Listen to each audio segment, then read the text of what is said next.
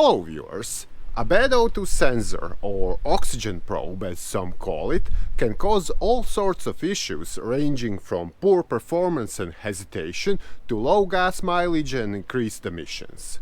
Still, all of this may be happening because something else is broken, so before blaming it on the probe, it would be a good idea to test it first. And in this video, I'll show you how.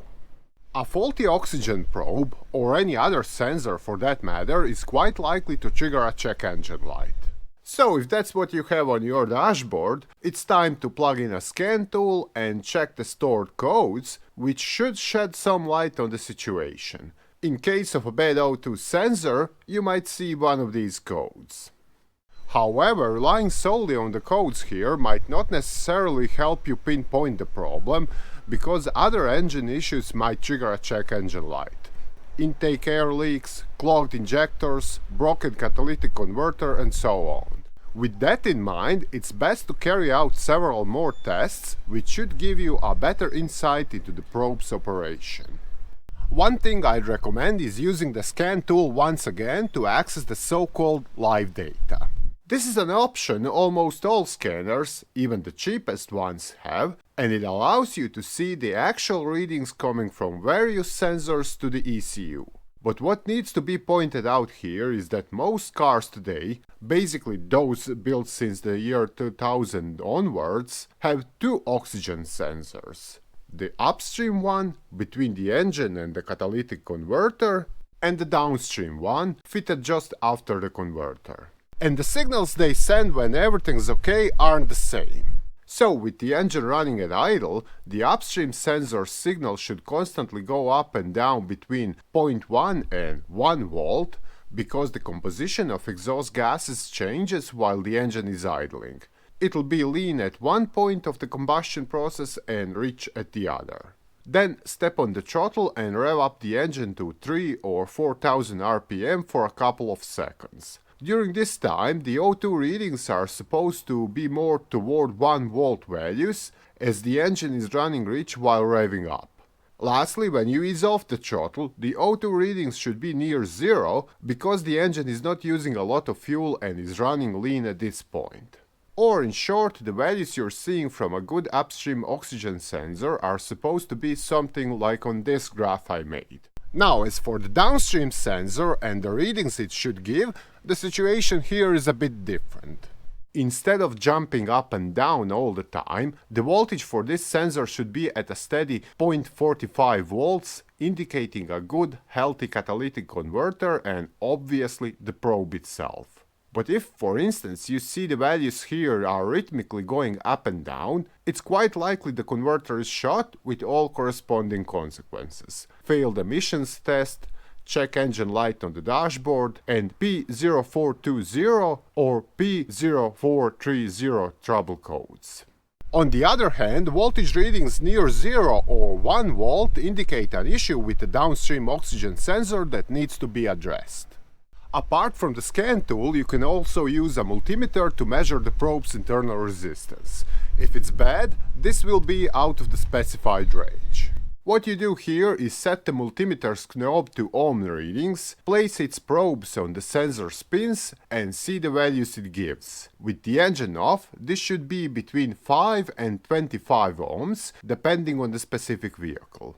Any extremely low or high readings here indicates a probe's internal electrical issue. In contrast, if the resistance seems to be okay, but the values you see on the scan tools are off, it's likely there is a wiring issue. And this brings us to the last thing that needs to be checked, the probe's wiring, which can be easily damaged due to its proximity to hot exhaust pipes and exposure to raw debris. If the wiring is broken or melted down, like here, the communication between the probe and the ECU will be disrupted. As I already mentioned earlier, almost all modern cars have two oxygen sensors. One in front of the converter, whose signals are used to adjust the air-fuel mixture, and the other behind the converter to assess its effectiveness. And identifying which is easy on a 4-cylinder engine, because there is only one exhaust manifold. Things are a bit more complicated on a V6 or V8 engine, where there is two separate exhausts, each having its own set of oxygen sensors.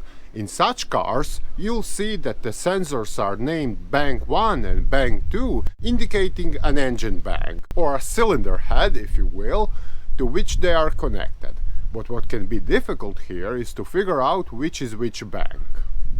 Well, as an unwritten rule, Bank 1 always holds the first cylinder, which is closest to the front of the engine. This is the side where the serpentine belt is, opposite to the transmission end.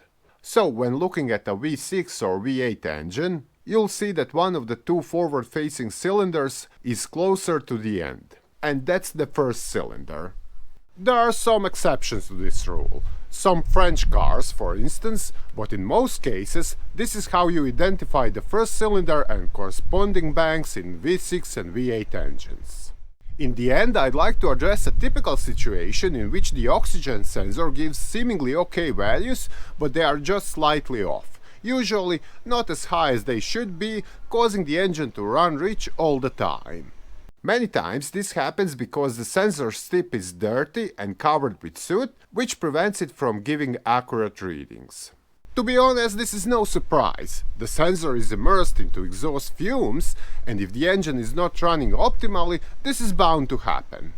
One solution here is to undo the oxygen sensor, remove it from the exhaust pipe, and submerge its tip into gasoline. Leave it like that overnight, and the aggressive solutions should dissolve any buildups that may have formed inside. But what if you don't fancy going down this route? Perhaps the oxygen sensor is difficult to reach, or undoing it seems impossible. Well, in that case, what you can try is to clean the probe without removing it. One way of doing this is by using a fuel system cleaner additive. This specially formulated liquid is poured into the fuel tank, where it mixes with fuel and then cleans the injectors, combustion chamber and the oxygen sensors as you drive along. So, if the whole system isn't too contaminated with soot and grime, this just might be enough to do the trick. Another option here is to use a can of carb cleaner, which you'll spray directly into the intake while the engine is running, preferably through one of the vacuum hoses that can be found there. Sure, this may seem harsh at first, but if done properly, it can give excellent results and efficiently clean the dirty oxygen sensor. In fact, we have a separate video where this method, as well as the one with fuel system cleaner additives, is explained in detail, so if planning on doing this, I'd recommend you watch it first. So there you have it, viewers. Those would be the ways to test the oxygen sensor, as well as how to clean it if this proves to be necessary. I hope this video was helpful, and if so, don't forget to hit that like button and share it with your friends.